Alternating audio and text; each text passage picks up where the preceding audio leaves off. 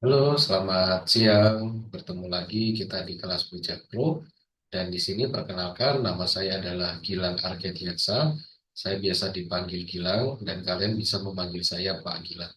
Nah, saya di sini sebagai pengajar di kelas desain model 3D. Jadi nanti apa saja yang bisa kita pelajari di kelas desain model 3D, nanti kita akan coba lihat dasar-dasarnya terlebih dahulu. Kita di sini akan menggunakan software Fusion 360. Nah, jadi apa sih software Fusion 360 itu? Kita akan langsung saja melihat ke softwarenya.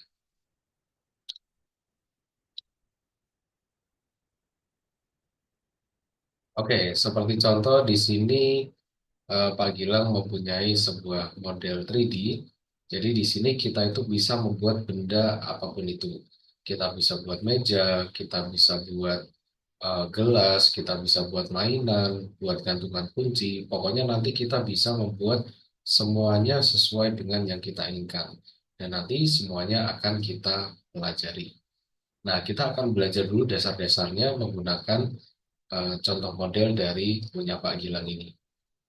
Nah, jadi di sini kita itu nanti bisa melihat bendanya secara tiga dimensi. Kita bisa melihatnya dari berbagai sisi, seperti kita melihat sebuah benda. Nah, di sini kita akan pelajari dulu, jadi bagaimana caranya kita menavigasi, atau istilahnya kita itu ingin melihat dari berbagai pandangan. Nah, di sini yang pertama, kita itu nantinya akan punya yang namanya Zoom. Nah, pasti teman-teman semuanya sudah tahu ya apa Zoom itu. Jadi Zoom itu digunakan untuk kita melihat lebih jauh dan juga melihat lebih dekat. Jadi ada zoom in lebih dekat dan juga nanti ada zoom out. Kita melihatnya lebih jauh lagi. Nah, terus kita juga bisa melihat menggunakan rotate. Nah, jadi rotate itu sederhananya seperti diputar-putar. Nah, jadi misalkan diputar, kita mulai dari bawah, kita mau lihatnya dari depan, kita mau melihatnya dari belakang, dan juga dari berbagai sisi nantinya. Seperti itu. Nah, lalu yang berikutnya ada namanya pen. Nah, pen itu artinya juga geser. Jadi geser, kita bisa menggeser ke kiri, ke kanan, ke atas, ke bawah. Nah, ini nanti juga akan sangat berguna saat kita nantinya akan mulai desain model 3D. Nah, jadi kita akan coba untuk mendesain dari awal ya. Jadi Pak Gilang misalkan di sini akan mulai dari nol, misalkan dari seperti ini. Nah, jadi teman-teman kalau misalkan mau menggambar atau membuat sketsa, itu kan pasti membutuhkan sebuah bidang ya. Jadi misalkan kayak contohnya teman-teman semuanya mau membuat gambar kotak atau gambar lingkaran. Nah, itu kan membutuhkan sebuah bidang untuk kita menggambar. Misalkan seperti contohnya kertas. Nah, jadi kita kan bisa menggunakan kertas untuk nantinya kita menggambar. Atau bisa juga misalkan di buku, atau misalkan di dinding, atau di meja, atau dimanapun itu ya. Pokoknya di tempat kita itu bisa menggambar. Nah, sama halnya seperti nantinya di Fusion 360 ini, kita itu sebelum membuat bendanya menjadi tiga dimensi, kita awali dulu dari yang namanya sketsa.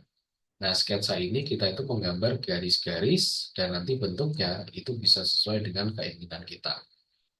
Nah, jadi untuk membuat sketsa ini kita itu juga perlu yang namanya sebuah bidang untuk kita menggambar. Contoh, misalkan di sini, nah di sini perkenalan ya ada namanya itu create sketch. Jadi create sketch ini kita itu membuat sebuah sketsa. Nah, sketsa ini nantinya akan kita gambar sesuai dengan bentuk yang kita inginkan. Nah, di sini kita bisa klik sketch.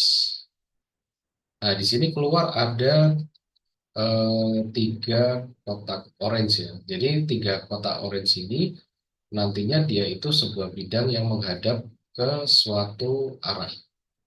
Nah, jadi nanti untuk teman-teman semuanya bisa melihat di bagian sini, di pojok kanan atas, itu kalau misalkan coba kita rotate ya, kita putar, di sini ada right. Nah, berarti ini artinya di dalam software ini pandangan ini itu mengarahnya ke pandangan sebelah kanan.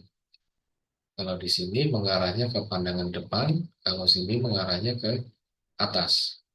Mana sih yang harus kita pilih dulu untuk kita memulai desain? Sebenarnya semuanya tidak ada aturan khusus. Jadi kita bisa pilih manapun yang kita mau.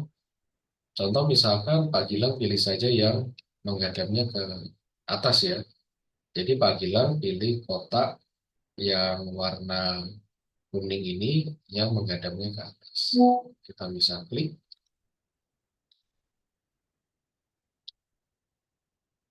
Ya, sekarang kita sudah ada di bidang yang menghadap ke atas. Di sini kita sudah bisa mulai untuk kita membuat sketsa.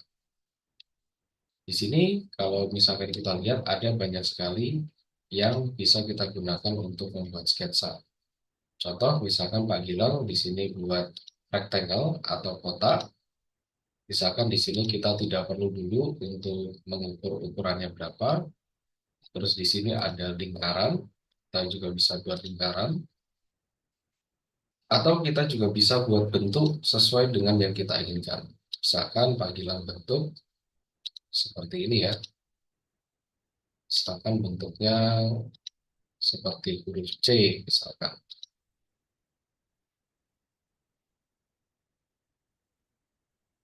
Oke, sekarang kita sudah punya tiga bentuk nih. Ada yang seperti huruf C, ada yang kotak, ada juga yang lingkaran.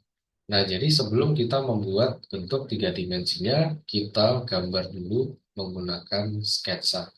Nanti sketsa inilah yang akan kita buat menjadi bentuk tiga dimensi. Kalau kita sudah selesai sketsa, maka kita bisa klik yang finish sketch ini, atau kita selesai untuk membuat sketsa. Jadi sebelum kita nanti membuat benda 3D, harus kita gambar dulu sketsanya. Karena nanti bentuk sketsa inilah yang akan menjadi bentuk model 3D-nya. Lalu di sini Pak Gilang akan memperkenalkan satu fitur dasar, yaitu namanya adalah extrude. Nah, jadi extrude ini kita memberikan ketebalan pada sketch yang sudah kita buat.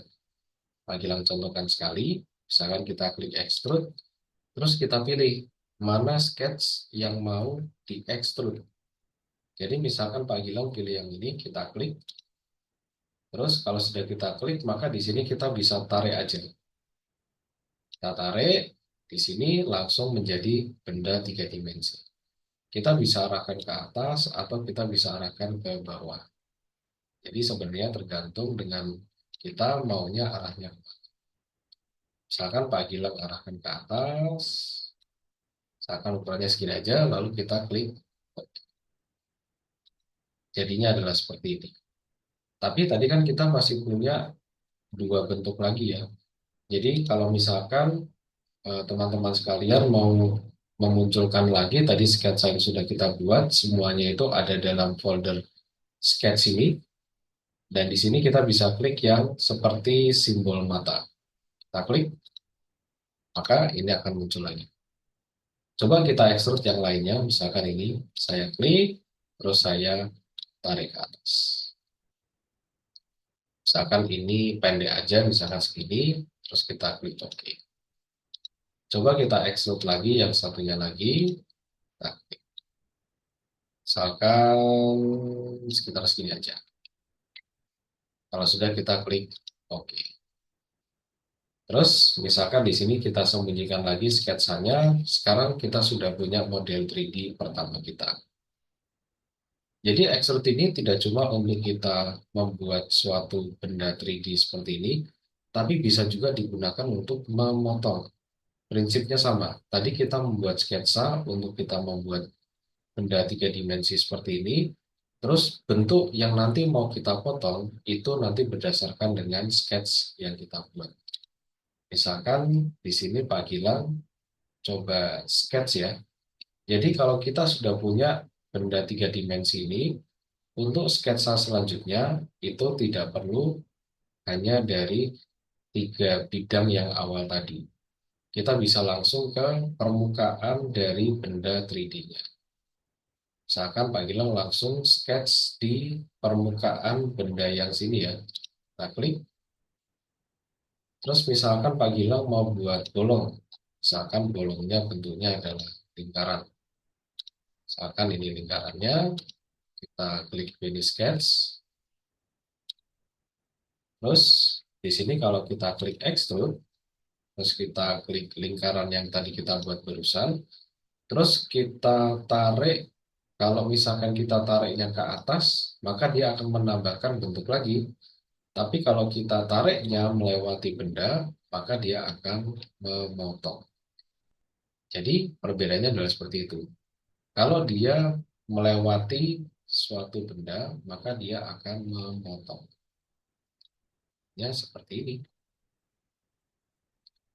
Kalau kita mau tambahkan bentuk lainnya, sama ya seperti tadi. Misalkan di sini kita langsung mulai sketch saja.